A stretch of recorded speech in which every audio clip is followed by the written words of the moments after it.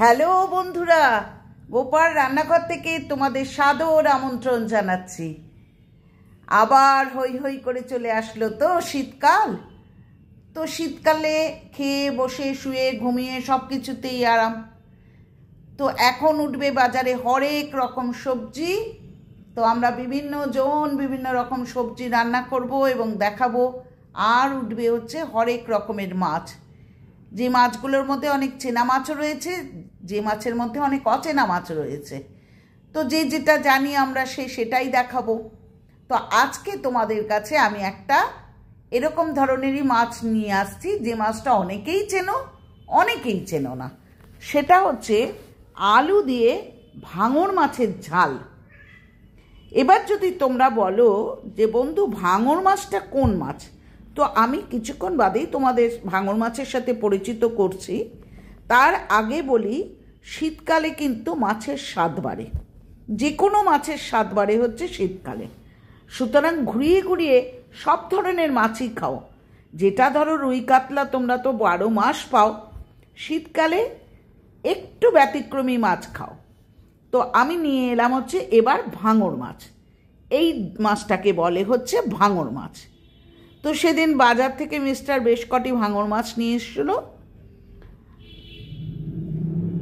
তো এগুলো এক একটির ওজন 400 গ্রাম মতো, 350-400 গ্রাম মতো। বড় ভাঙরও হয়, যেটা 1 কিলোর ওপরে, আবার এই ধরনের ভাঙরও হয়। তো আমি ভাঙরগুলোকে কেটে টুকরো করে নিলাম। 8 টুকরো আজকে আমি রান্না করতে নিয়েছি। প্রথমে আমি ম্যারিনেট করে নিচ্ছি, ভালো করে কেটে ধুয়ে টুয়ে নেবে কিন্তু। নুন দিয়ে একটু নুন ছড়িয়ে নিলাম। তারপর দেব হচ্ছে একটু হলুদ, ভালো করে প্রত্যেকটা মাছে যাতে নুন লাগে সেই জন্যে দিলাম হচ্ছে নুন। তারপর দিচ্ছি হচ্ছে হলুদ। তারপর দেব হচ্ছে কাশ্মীরি লঙ্কার গুঁড়ো। বন্ধুরা, এটাও যথেষ্ট টেস্টফুল মাছ, তোমরা অবশ্যই ট্রাই করে দেখো। যারা খেয়েছো তারা জানো, যারা খাওনি তারা করে খেয়ে দেখো, মাছটা যথেষ্ট ভালো লাগে। তো এটা কে কীভাবে এর সাথে পরিচিত, কি নামে পরিচিত আমি জানি না, আমরা একে ভাঙর মাছ বলি।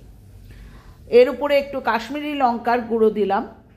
তবে মশলাটা যাতে মাছের গায়ে লেগে থাকে সেই জন্য একটু কাঁচা সর্ষের তেল কিন্তু আমি উপরে ছড়িয়ে দিচ্ছি। তাতে কি হয়, মাছের নুন হলুদ বা মশলার গুঁড়োগুলো কিন্তু ভালো করে স্টিক করে বা লেগে থাকে।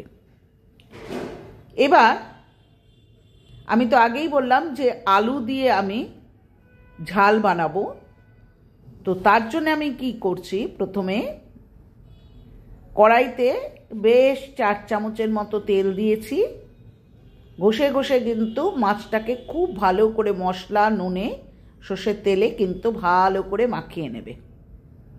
ঠিক আছে, দুটি পিঠই কিন্তু মাছটার ভালো করে মশলা বা নুনের সাথে মাখিয়ে নেবে। বন্ধুরা, মশলায় কিন্তু মাছে কিন্তু অবশ্যই নুনটা ভালো করে মাখাবে, যে কোনো মাছেই ভাজার আগে। তার কারণ হচ্ছে নালে ভীষণ ফিকা ফিকা লাগে। তো এইভাবে আমি ডলে ডলে ঘষে ঘষে বেশ মাছটাকে ম্যারিনেট করে নিলাম। 8 টুকরো মাছকে ম্যারিনেট করে নিলাম। এবার কড়াইতে আমি সর্ষের তেলে রান্না করব। 4 চামচ সর্ষের তেল দিয়ে তেলটাকে বেশ কষকষে করে গরম হতে দিলাম। মাছ ভাজার সময় কিন্তু অবশ্যই তেলটাকে কিন্তু গরম হতে দেবে। ঠিক আছে, এবার দেখো গরম তেলে আমি একটু খুন্তি দিয়ে গোটা কড়াইটাতে বুলিয়ে নিয়ে কিন্তু আমি মাছগুলো এক পিঠ করে ভাজতে নিলাম। বন্ধুরা, এত ইলাবোরেটলি বলছি তার কারণ হচ্ছে বহু বন্ধু রয়েছে যারা একদম নতুন রাঁধুনি বা নতুন গৃহিণী। এক পিঠ ভাজা হয়ে গেলে আর এক পিঠ উল্টে পাল্টে দেবে। এইভাবে কিন্তু আমি প্রত্যেকটা মাছকে খুব কড়া ছিবড়ে করে নয়, আবার খুব নরম করেও নয়, ভেজে তুলে রাখলাম। কড়াইতে অবশিষ্ট তেলের মধ্যে এরকম বেশ কিছু আলুর খণ্ড দিয়ে আলুটাকে কিন্তু ভেজে নিচ্ছি লাল লাল করে। এখানে ফোড়নের মধ্যে দিয়েছি সাদা জিরে, শুকনো লঙ্কা, ছোট এলাচ, দারচিনি। ঠিক আছে, আমি কিন্তু ছোট এলাচ এবং দারচিনিকে কিন্তু একটু হামলদিস্তায় গুঁড়ো করে নিয়েছি। দেখেছো, আমি আলুটাকে কিন্তু তুলিনি, তার মধ্যেই কিন্তু ওটা দিয়ে দিলাম। পেঁয়াজ, দুটো পেঁয়াজকে আমি কুচিয়ে নিয়েছি। এই পেঁয়াজ কুচিগুলো দিয়ে ভালো করে আমি নাড়তে লাগবো। তবে জানো তো, যে কোনো রান্নায় যদি পেঁয়াজ দাও, পেঁয়াজটা ভাজতে কিন্তু খুব ভালো করে হবে, নাহলে কাঁচা পেঁয়াজে যেমন অ্যাসিডিটি হয় তেমনি কিন্তু কাঁচা পেঁয়াজের একটা গন্ধ বাজে লাগে। এরপর দিয়ে দিচ্ছি হচ্ছে আদা রসুনের পেস্ট। এখানে কিন্তু তোমরা থেতো করে দিতে পারো, কুড়িয়ে নিয়ে দিতে পারো, বেটে দিতে পারো। আমি কিন্তু আদা রসুনের পেস্ট যেটা প্যাকেট সেটা থেকে দিলাম। ভালো করে এবার আমি পেঁয়াজটাকে ভালো করে ভাজাভাজি করতে লাগলাম। বেশ যখন লাল লাল রং ধরে যাবে পেঁয়াজটার মধ্যে, দেখো এবার আমি 1 চামচ অর্থাৎ যে যার পরিমাণ মতো নুনটা দিয়ে নেবে। নুন দিলে কি হয়, পেঁয়াজটা তাড়াতাড়ি করে ভাজা হয়ে যায়।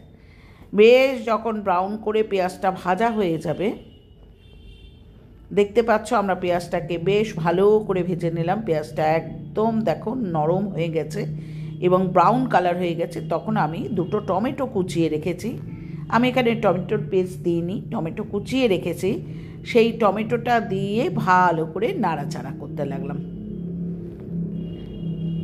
এবার দেব মশলা। কাশ্মীরি লঙ্কার গুঁড়ো দিয়েছি 2 চামচ, 1 চামচ ধনের গুঁড়ো, 1 চামচ জিরের গুঁড়ো এবং 1 চামচ হলুদের গুঁড়ো দিয়ে মশলাটাকে খুব ভালো করে কষাতে লাগলাম। বন্ধুরা, বারবারই বলছি কিন্তু যে কোনো মাছের ঝোলের কিন্তু স্বাদ নির্ভর করে হচ্ছে আংশানোর ওপরে, অর্থাৎ কষানোর ওপরে। দেখো আমি গরম জল হতে দিয়েছি, সেখান থেকে একটু জল নিয়ে মশলাটা যাতে পুড়ে না যায় সেই জন্য মশলা দিয়ে কিন্তু খুব ভালো করে কষাতে লাগলাম। অনেকক্ষণ সময় দিয়ে কষাবে, সহজেই কিন্তু গপ গপ করে জল ঢেলে দিও না, তার কারণ হচ্ছে কষানোর উপরেই স্বাদ নির্ভর করে। দেখে যাও যখন কি না এই মশলার থেকে প্রায় তেল ছেড়ে আসবে, দেখতে পাচ্ছ আমি কত ভালো করে কষিয়েছি। তারপর যখন মশলার থেকে তেল ছেড়ে আসছে সেই সময় কিন্তু আমি গরম জল হতে দিয়েছিলাম। আমি আগেই বললাম, সেইখান থেকে আমি খানিকটা গরম জল কিন্তু এই মাছের ঝোলের মধ্যে ঢেলে দিলাম। বেশ 4 থেকে 5টা কাঁচা লঙ্কা কিন্তু আমি এর মধ্যে দিয়ে দেবো, ঠিক আছে। আর যখন ঝোলটা টকবক করে ফুটছে সেই সময় আমি যে মাছগুলোকে ভেজে রেখেছি সেই মাছগুলোকে কিন্তু আমি এক এক করে দিয়ে দেবো।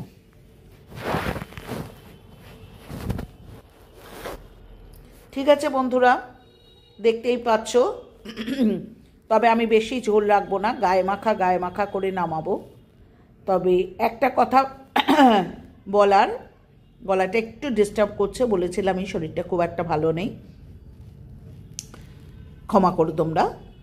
তবে একটা কথা বলবো বন্ধুরা, এই ধরনের মাছগুলোতে কিন্তু বেশি ঝোল রাখলে টেস্ট ভালো হয় না, ঠিক আছে। আমি এখানে ধনেপাতা কুচি দেব না, যেহেতু গরম মশলা ব্যবহার করেছি। দেখতে পেয়েছো কীরকম লাল লাল ঝোল হয়েছে, কি সুন্দর। অল্প করে ঝোল নিয়ে কিন্তু হাতে মেখে খাবে। আমি ভীষণ ভালোভাবে দেখাচ্ছি, ভীষণ টেস্টফুল মাছ। একবার তোমরা ট্রাই করে দেখতে পারো, যারা খাও তারা তো জানো, আর যারা খাও না তারাও টেস্ট করে দেখতে পারো, কারণ ভাঙর মাছ খুব টেস্টফুল মাছ। তো আজকে আসি, পরের দিন ফিরবো আবার কোনো নতুন আইটেম নিয়ে। আর পুরনো বন্ধুরা যত সুন্দর সুন্দর কমেন্ট করছো, রিয়েলি আমার মানে আমি কি বলবো, আমি গ্রেটফুল বললেও মনে হয় খুব কম কথা বলা হবে। আমি তোমাদের কাছে কৃতজ্ঞ, এত ভালো ভালো বন্ধু আমি পেয়েছি। আর নতুন বন্ধুরা চ্যানেলটা সাবস্ক্রাইব করো, লাইক করো, কমেন্ট করো, শেয়ার করো। আর প্রত্যেককেই বলছি একটা সুন্দর কমেন্ট করো, কারণ তোমাদের কমেন্টের মূল্যই কিন্তু আমাদের কাছে অপরিসীম। কারণ একটা ভালো কমেন্টই কিন্তু মোটিভেট করে আর একটা নতুন কিছু বানাতে। তো যাই হোক, সবাই সাবধানে থেকো, ভালো থেকো, ঠান্ডা পড়ছে, সুতরাং প্রিকশন নিও। আজ আসি, পরের দিন ফিরবো আবার নতুন আইটেম নিয়ে। আর টাটা। আর গরম ভাতে এটা করে কিন্তু অবশ্যই খেও, ঠিক আছে, কারণ মাছটি কিন্তু যথেষ্ট টেস্টফুল এবং শীতের জন্যে মাছটি আরও টেস্টফুল লাগবে। টাটা বন্ধু, আজকে আসি।